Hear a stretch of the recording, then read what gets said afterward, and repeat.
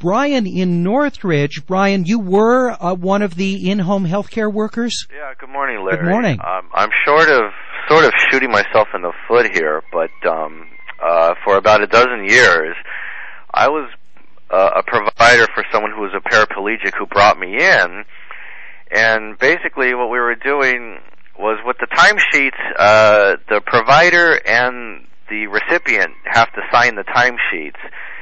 And what we were doing with him, because he told me that he could not get a job, and that was how it was helping him. But I never provided any care. I've never been trained. I never met in person with a social worker or anybody.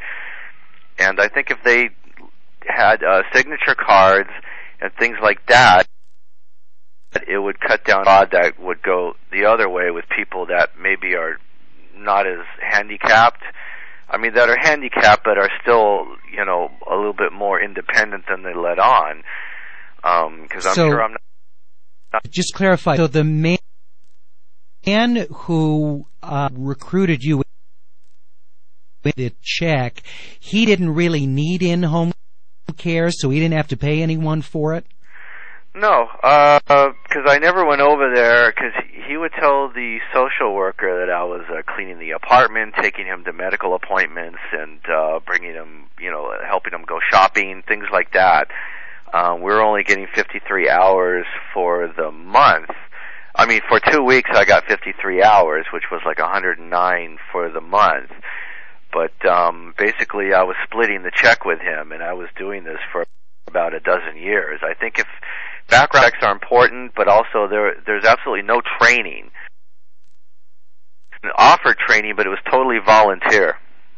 Brian, I mean, how do you feel about this now that you were taking half of this check every month for services you weren't providing and the taxpayers were paying for it? Well, the recipient was someone who I was friends with, and he told me that he was desperate, he was struggling to make rent, that he needed the cash more than anything, that it was very difficult for him to get a job, and that I was helping him that way, and he needed to split it with me down the middle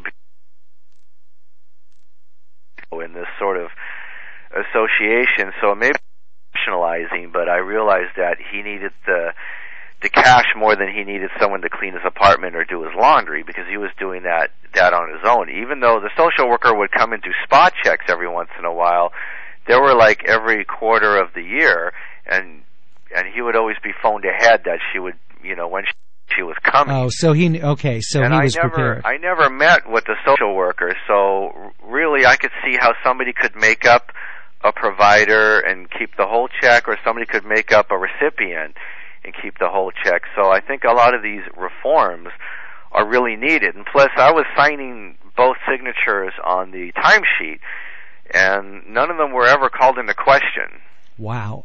Brian, appreciate your candor. If not what you did, thank you for being open about it. You said perhaps shooting yourself in the foot, but your candor is very appreciated. Brian in Northridge.